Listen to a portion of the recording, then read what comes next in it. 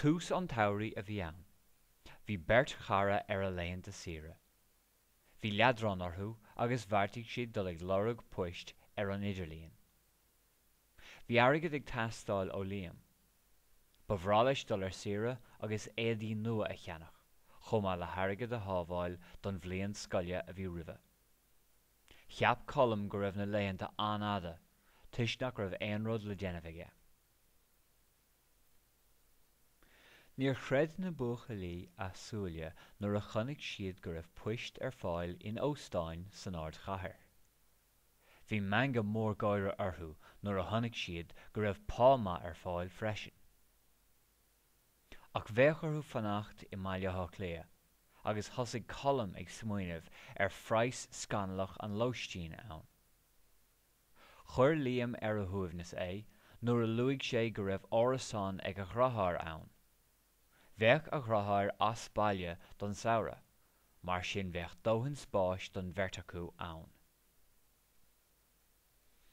Óstáin í nGael an tanam a bhí ar an óstáin ina bhfuair na buachaillí a buist. Fear deas profisiúnta a bheith an Pictiúr.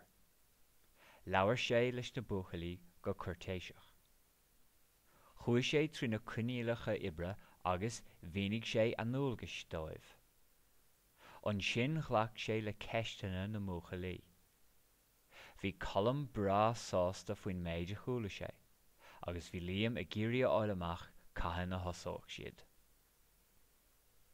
Bhí na buachaillí im ionabre an ládár gcionn. Chuaigh siad a dtaithí air go tapa. Bhí colm ag freastal ar na bord. Ba bhuachal cardúil cainteach é, agus daoir an obair dá farsandacht.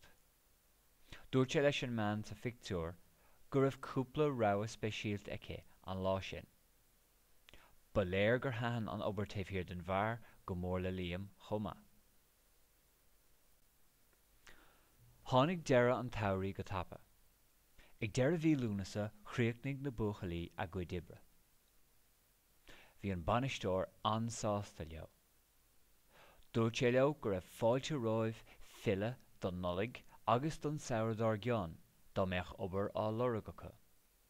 Ghabh na buachaillí buíochas leis an Pictiúr. Chuaigh na buachaillí a bhaile. Bhí riméad an domhain ar thuismitheoirí Liam, faoin méid oibre a rinne sé an samhraidh sin. Dúirt é dhead leis go raibh sé an-bhródú las. I dteach chuilm bhí an córá céanna ar siúl. Cheap a thuismitheoirí go raibh sé ar raibs ar fad. Bhí áthas an domhain ar féin freisin. Dúirt a thuismitheoirí leis rud éigin i cheannach dó hain. Is cinnte go raibh sé lán tiltneach é sin a dhéanamh.